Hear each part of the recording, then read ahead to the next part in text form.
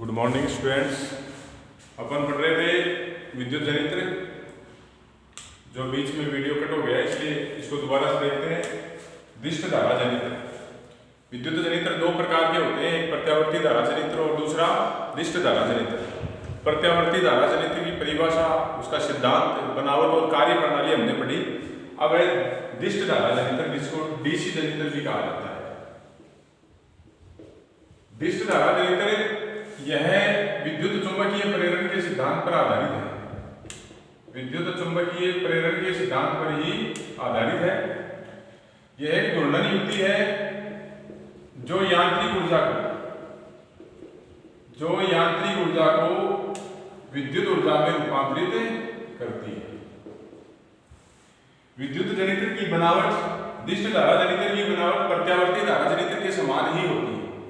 यानी इसमें भी नरम लोहे या कच्चे लोहे के करोड़ के ऊपर विद्युत रोधी तांबे के तारों को कुंडली के रूप में लपेटकर सबसे पहले ओमरेचर बनाया जाता है।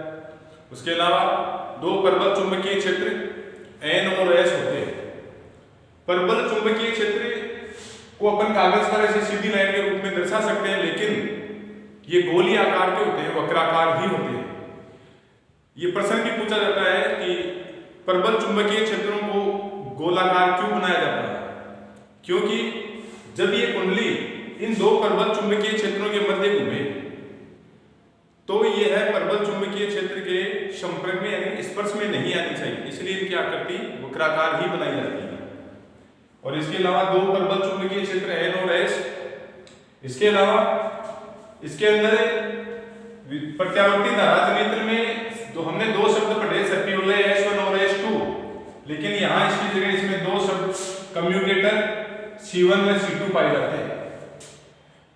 पर दिष्ट धारा जनित्र की बनावट के अंदर कम्यूटेटर C1 और C2 दो की धातु के बने हुए गोल आकृति के होते हैं, और ये ऐसी रिंग होती है जो स्वतः ही अपनी आप दिशा परिवर्तित कर सकती है। इसलिए इसको विभक्त वलय या दिक् परिवर्तक कहते हैं। इनको विभक्त वलय या दिक् परिवर्तक कहते हैं क्योंकि ये अपनी दिशा को स्वतः ही बदल सकते हैं।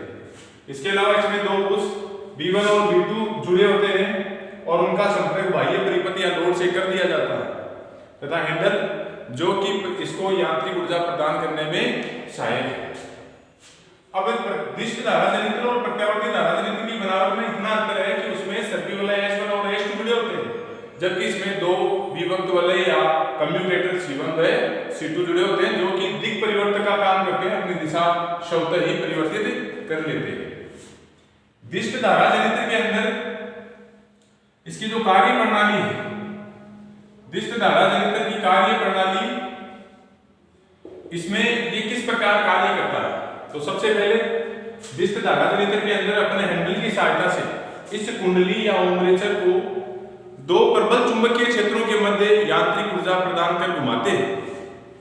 तो कुंडली जब चुंबकीय क्षेत्र के मध्य गति करती है तो इसमें एक प्रेरित विद्युत वाहक बल उत्पन्न होता है, और इस प्रेरित विद्युत वाहक बल के कारण इसमें गति उत्पन्न होती है, जिसके कारण यह कुंडली इस चुंबकीय क्षेत्र के मध्य जब घूर्णन करती है तो एक बार यह इसके लंबवत, चुंबकीय क्षेत्र के लंबवत एवं एक बार इसके समानांतर होती है। जब यह कुंडली चुंबकीय क्षेत्र के लंबवत होती है तो निकलने वाली बल रेखाएं कुंडली के समांतर हो जाती है, और जब यह चुंबकीय क्षेत्र के समांतर हो जाती है, कुंडली या ओमरेचर जो चुंबकीय क्षेत्र के समांतर होता है, तो इससे निकलने वाली बल रेखाएं इसके लंबवत हो जाती है।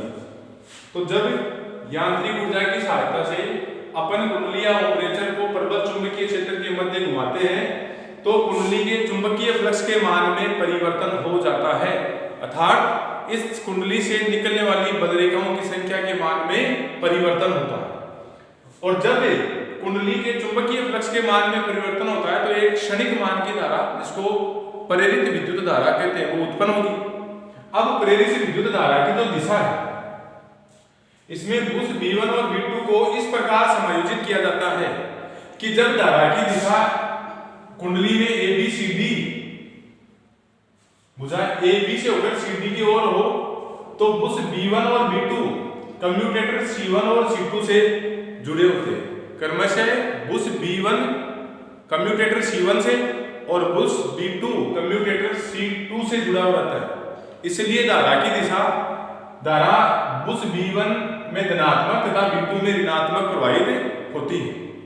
लेकिन जब आधे घूर्णन के पश्चात यानी जब ये एंटी क्लॉकवाइज हो जाता है, आधे घूर्णन के पश्चात जब धारा की दिशा बदल जाती है तो बुश B1 और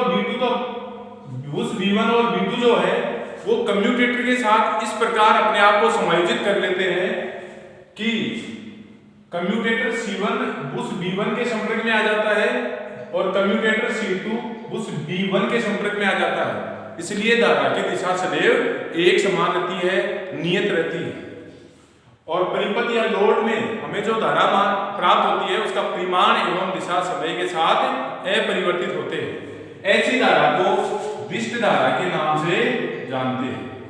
इसे दिष्ट धारा कहा जाता है। तो दिष्ट धारा जनित्र से हमें जो धारा प्राप्त होगी उसका परिमाण एवं दिशा समय के साथ साथ अपरिवर्तित होते हैं, अर्थात हमें एक ही मान की धारा प्राप्त होती है और उसे दिष्ट धारा के नाम से जानते हैं। वह धारा जिसका परिमाण एवं दिशा समय के साथ साथ अपरिवर्तित हो या बदलते नहीं है वो दिष्ट धारा कहलाती है। दिष्ट धारा की जो आवृत्ति है, दिष्ट धारा की आवृत्ति का मान शून्य होता है क्योंकि इसके मान में समय के अनुसार परिवर्तन ही नहीं होता, एक ही मान की धारा प्राप्त होती है और इसकी जो वोल्टता है वो परिवर्तित होती है, बदलती रहती है। अलग अलग वोल्टता की धाराएं हमें जनित्र की क्षमता के अनुसार प्राप्त होती रहती है। वोल्टता का मान कम या ज्यादा किया जा सकता है। हमने एक युक्ति का नाम पढ़ा है ट्रांसफार्मर, जो कि विद्युत धारा के अन्योन्य प्रभाव पर आधारित है। यह विद्युत धारा के अन्योन्य प्रभाव पर आधारित होता है, एक रूप को दूसरे रूप में रूपांतरित कर सकता है। ट्रांसफार्मर मुख्य रूप से दो प्रकार के होते हैं, एक अपचयी और दूसरा उपचयी। ये दो प्रकार के होते हैं, यानी एक जो AC को DC में रूपांतरित कर दे, AC को DC में रूपांतरित करने वाले को तो उपचयी यानी जो सरल है उसको जटिल में बदले उपचयी, और दूसरा जो DC को AC में रूपांतरित कर सकता है। हमारे घरों के अंदर जो धारा प्रवाहित होती है वह होती है प्रत्यावर्ती धारा। लेकिन कोई भी विद्युत उपकरण, मोटर है, पंखे, टेलीविजन, जो भी यह दिष्ट धारा के द्वारा चलते हैं। तो घर में आने वाली इस प्रत्यावर्ती धारा को दिष्ट धारा में रूपांतरित करने का कार्य आप बड़े उपकरणों में पढ़ेंगे कि डायोड नाम की युक्ति लगी होती है, इसके द्वारा किया जाता है। तो आपने दिष्ट धारा जनित्र की बनावट और इसकी कार्य प्रणाली पढ़ी। इसकी आवृत्ति शून्य होती है, वोल्टता का मान अलग अलग जो आपके पास जिस प्रकार का जनित्र होगा उसके अनुसार, उसकी क्षमता के अनुसार हमें इसकी वोल्टता प्राप्त होती रहती है। जैसे हमारे खुले वाली जो लाइट है उसकी वोल्टता 440 वोल्ट के लगभग होती है और घरेलू विद्युत जो है उसकी वोल्टता 220 वोल्ट के लगभग होती है। तो ये अपने पाठ का जो अंतिम पॉइंट था विद्युत जनित्र और इसकी कार्य प्रणाली। अब इसमें जो विभक्त वलय होते हैं इनको दिक् परिवर्तक क्यों कहते हैं? क्योंकि ये जनित्र के अंदर कम्यूटेटर C1 और C2 अपनी दिशा को स्वतः ही बदल लेते हैं, अर्थात धारा की दिशा को सदैव एक समान बनाए रखते हैं अपनी स्थिति को परिवर्तित करके, इसलिए इनको दिक् परिवर्तक भी कहा जाता है। तो आपका ये जो लेसन है वो पूरा हो चुका है। इससे संबंधित जितने भी आंकिक प्रश्न, जितने भी जो न्यूमेरिकल है उनके लिए मैंने आपको सूत्र सारे बता दिए।